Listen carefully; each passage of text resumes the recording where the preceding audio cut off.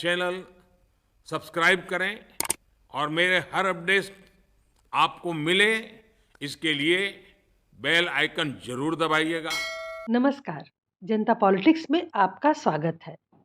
सनातन धर्म में प्राण प्रतिष्ठा का अनुष्ठान एक ऐसे पवित्र धागे के रूप में होता है जो जीवन को प्रतिमाओं में पिरोता है। रामलला के प्राण प्रतिष्ठा समारोह से भारत सहित सारा विश्व राममय हो चुका है। लेकिन कैसे की गई प्राण प्रतिष्ठा और क्या होते हैं इसके विभिन्न चरण, वह बहुत ही रोचक और रोमांचित करने वाली जानकारी है। यह प्रक्रिया बेहद जटिल है, जिसे बहुत सावधानी पूर्वक किया जाता है और इसमें त्रुटि होने पर अनिष्ट और अमंगल की आशंका भी होती है।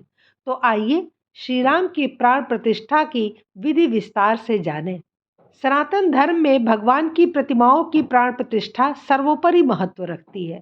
प्राण प्रतिष्ठा मंदिरों में प्रतिमाओं को स्थापित करने का एक अभिन्न अनुष्ठान है, जिसे महत्वपूर्ण क्षण माना जाता है जब देव देवी प्रतिमा में जीवन शक्ति स्थापित की जाती है, जो प्रतिमा को पूजा के योग्य बनाती है।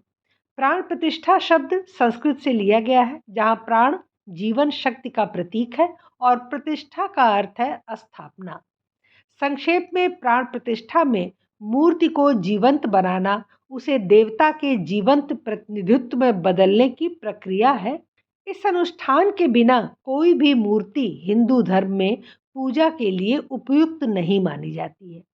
मूर्ति प्रतिष्ठा का जो विधान है वो वैष्णव संप्रदाय के महान ग्रंथ पंचरात्र आगम शास्त्रों द्वारा निर्धारित वैदिक अनुष्ठानों और मंत्रों का जाप करके मूर्ति में भगवान का आह्वान किया जाता है। मूर्ति प्रतिष्ठा समारोह के कई भाग होते हैं जो शायद आपको पता न हो, तो आइए इनके बारे में जानते हैं। पहला है कर्म कुटीर। किसी मूर्ति को गढ़ने के बाद उसे कारीगर के कार्यस्थल पर शुद्ध किया जाना चाहिए, जहां मूर्ति बनाई गई थी। इस प्रथम चरण को कर्म कुटीर के नाम से जाना जाता है। कारीगर पूरी मूर्ति को दूर्वा घास से छूता है। दूर्वा एक लंबी डंठल वाली घास होती है, जिसे हिंदुओं द्वारा शुद्ध करने वाले गुणों का माना जाता है। यह पहला कदम मूर्ति से किसी भी बुरे प्रभाव को हटा देता है। फिर कारीगर आंखों पर घी और शहद की एक पतली परत लगाकर मूर्ति की आंखें बंद कर देता है, जिसके बाद ब्राह्मण पंडित 200 आहुतियों के साथ हवन करते हैं। कारीगर की कार्यशाला से निकलने से पहले मूर्ति की दाहिनी कलाई पर एक नाड़ा छड़ी बांधी जाती है। दूसरी प्रक्रिया जो होती है वो जलाधिवास की होती है। फिर मूर्ति को यज्ञ मंडप में लाया जाता है, जहाँ यज्ञ किया जाना है या जहाँ मूर्ति को स्थापित करना है। यहाँ मूर्ति जल में डूबी हुई रहती है, मतलब मूर्ति को जल में डुबोया जाता है। पानी में डुबोने का उद्देश्य यह जांचना है कि मूर्ति पूरी तरह से संपूर्ण है और खंडित तो कहीं से नहीं है। मूर्ति वाले बर्तन में अन्य पूजा द्रव्य के साथ थोड़ी मात्रा में पंचामृत मिलाया जाता है। फिर बर्तन को कपड़े से ढक दिया जाता है और आगे की शुद्धि के लिए अग्नि के मंत्रों का जाप किया जाता है। फिर कपड़ा हटा दिया जाता है और घंटी बजाकर मूर्ति को जागृत किया जाता है। मूर्ति को बर्तन से निकालकर पोंछकर सुखाया जाता है। तीसरा चरण है धन्य दिवास। फर्श पर धान्य मतलब अनाज और दालों की एक परत बिछाई जाती है और मूर्ति को उस धान्य की परत पर लिटाया जाता है। फिर मूर्ति को पूरी तरह से और ज़्यादा चावल, गेहूं या अन्य अनाजों से ढक दिया जाता है। ऐसा मूर्ति को और अधिक शुद्ध करने के लिए किया जाता है। चौथा चरण है घृत दिवास। इसके बाद मूर्ति को गाय के घी में डुबोया जाता है, क्योंकि गाय का घी शुद्ध माना जाता है। हालांकि इस चरण को कई अवसरों पर बदल दिया जाता है, क्योंकि घी से ढकी हुई पत्थर या संगमरमर की मूर्ति के फिसलने की अधिक संभावना होती है, जिसके परिणाम स्वरूप मूर्ति को नुकसान भी हो सकता है। तो इसके बजाय घी में भिगोया हुआ रुई का एक टुकड़ा मूर्ति पर फेरा जाता है और फिर उसके पैरों के अंगूठे पर लगाया जाता है। मूर्ति को फिर से जागृत किया जाता है और फिर एक लकड़ी के स्टैंड पर रखा जाता है। पांचवा स्टेप है स्नैपन। स्नैपन या अभिषेक एक मूर्ति को दूध या पानी जैसे तरल पदार्थ से स्नान कराने की रस्म है। यह संस्कार शुद्धिकरण का प्रमुख रूप है, जिसमें 108 विभिन्न प्रकार की सामग्रियां शामिल होती हैं, जैसे पंचामृत, विभिन्न सुगंधित फूलों और पत्तियों का रस, गाय के सींगों पर डाला गया पानी, गन्ने का रस इत्यादि 108 चीजें होती हैं। प्रत्येक बर्तन में एक द्रव्य रखा जाता है और मूर्ति के सामने 3 वेदियां बनाई जाती हैं, जिन पर ये 108 बर्तन रखे जाते हैं। दक्षिण तरफ जो वेदी होती है उसमें 11 बर्तन, मध्य में जो वेदी होती है उस पर 11 बर्तन और शेष बर्तन उत्तर की तरफ रखे जाते हैं। फिर प्रत्येक पात्र की सामग्री से मूर्ति का अभिषेक किया जाता है 108 बार। प्रत्येक द्रव्य का अपना विशेष मंत्र होता है, जिसे उस विशेष पात्र से अभिषेक करते समय पढ़ा जाता है। शुद्ध पदार्थों का इतना व्यापक वर्गीकरण मूर्ति की अपार शक्ति और पवित्रता को जीवंत कर देता है। छठवां है नेत्र अनावरण।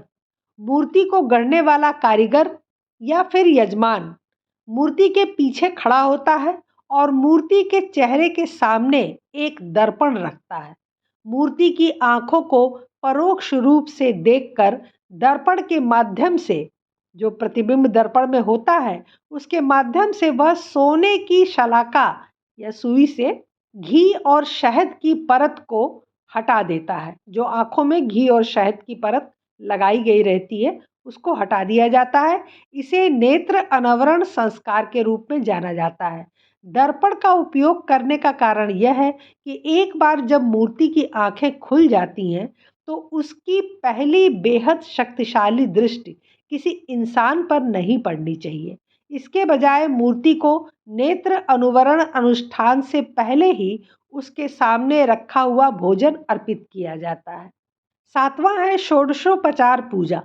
मूर्ति को पोंछने के बाद उसे एक रात के आराम के लिए भोजन और पानी के एक बर्तन के साथ एक नए गद्दे पर लिटा दिया जाता है। नींद के लिए निद्रा देवी मतलब नींद की देवी का आह्वान मंत्रों से किया जाता है। रात भर 10 ब्राह्मण पंडित सोते हुए मूर्ति से दूर बैठकर यज्ञ करते हैं, जिसमें वो 200 हवन करते हैं, 200 होम करते हैं। जबकि पंडित 8 दिशाओं में घी की आहुति देते हैं। घी की एक बूंद पानी के एक बर्तन में रखी जाती है।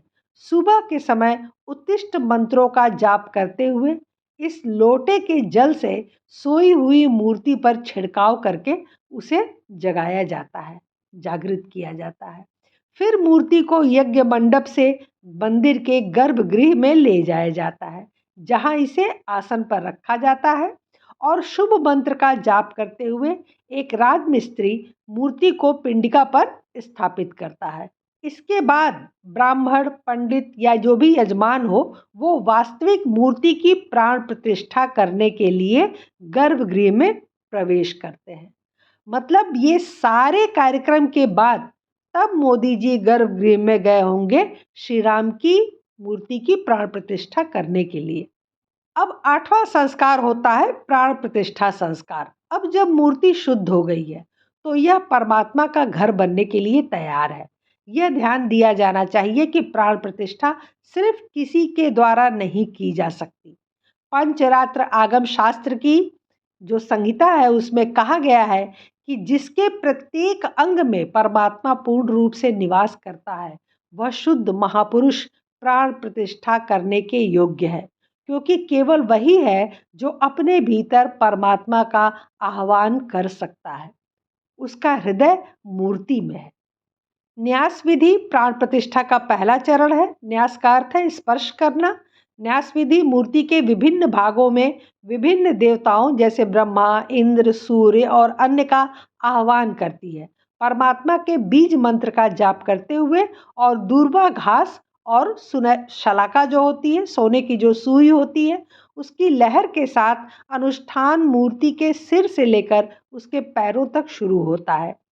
यजमान अपने हाथ मूर्ति से कुछ इंच की दूरी पर रखते हैं, जबकि पंडित परमात्मा का आवाहन करते हुए बीज मंत्रों का जाप करते हैं। परमात्मा की दिव्य शक्ति यजमान से निकलकर मूर्ति में प्रवेश करती है।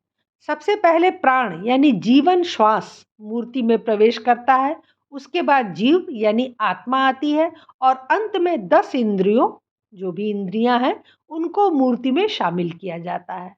और इन सब के बाद सोने की एक सुई के साथ घी और शहद की परत को हटाकर मूर्ति की आंखों को खोला जाता है, जिसे नेत्र अनावरण संस्कार कहते हैं। लेकिन यहाँ यह संस्कार पहले कराया गया था और बाकी संस्कार बाद में हुए थे। इसके बाद प्राण प्रतिष्ठा का कार्यक्रम पूरा हो जाता है। अब ईश्वर पूरी तरह से मूर्ति के भीतर होता है और मूर्ति को अब मूर्ति नहीं कहा जाता, बल्कि मूर्ति के भीतर देवता का आह्वान किया जाता है। फिर मूर्ति का अभिषेक होता है और अभिषेक के बाद श्रृंगार किया जाता है, उन्हें कपड़े चढ़ाए जाते हैं। उसके बाद भगवान के सामने विभिन्न प्रकार के अन्न रखे जाते हैं और फिर जो यजमान होता है वो पहली आरती करता है। तो ये पूरी प्रक्रिया होती है प्राण प्रतिष्ठा की। तो आपने देखा होगा कि 22 जनवरी को राम मंदिर में प्राण प्रतिष्ठा किया जाना था, लेकिन पूजा पाठ, हवन यज्ञ आदि की शुरुआत 16 जनवरी से ही हो गई थी। किसी भी मूर्ति के प्राण प्रतिष्ठा में इतना समय देकर उसे शुद्ध, ऊर्जावान और जीवंत बनाया जाता है। अब सोचिए कितना महान और गूढ़ है हमारा सनातन धर्म, और हर गतिविधि का वैज्ञानिक आधार भी मौजूद है।